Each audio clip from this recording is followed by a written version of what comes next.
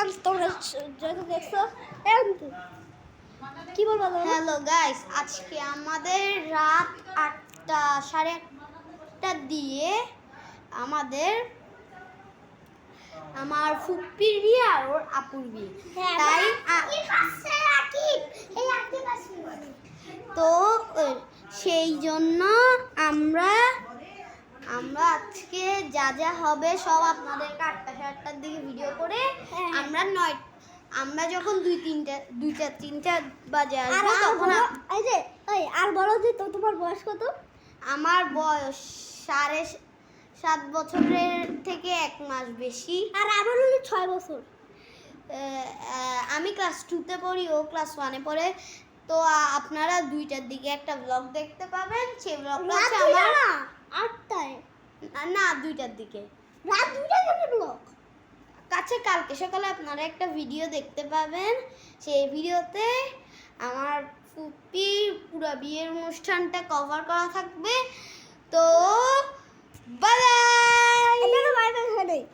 আর আমার আপু যে আছে, আমাদের জামাইকে আমরা বলছিলাম যে 1 লাখ টাকার নিচে গেট ছাড়া যাবে না। হ্যাঁ 1 লাখ টাকা না দেয় তাহলে ঢুকতেই দিব না আমরা।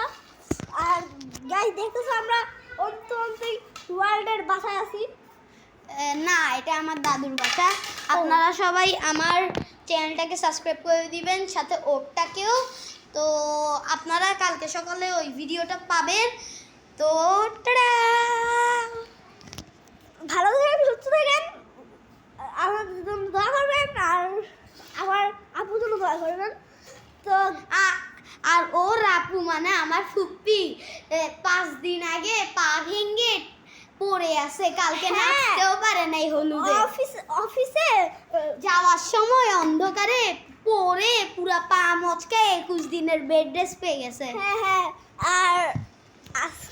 আর এদিকে আচ্ছা ওয়েট 1 মিনিট এদিকে আসো। আর গাইস কালকে আমরা জামাইয়ের বাসায় গেছিলাম, বুঝছেন? ওইখানে আমাদেরকে টিস্যুর ভিতরে 500 টাকা দিয়েছে সবাই। হ্যাঁ সবাই 500 টাকা।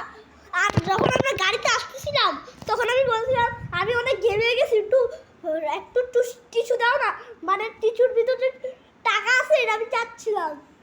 আর আমি তো আমার ভাইয়েরটাই ছিনায় নিতে চাচ্ছিলাম। আচ্ছা আজকে কি বলি তুই? এই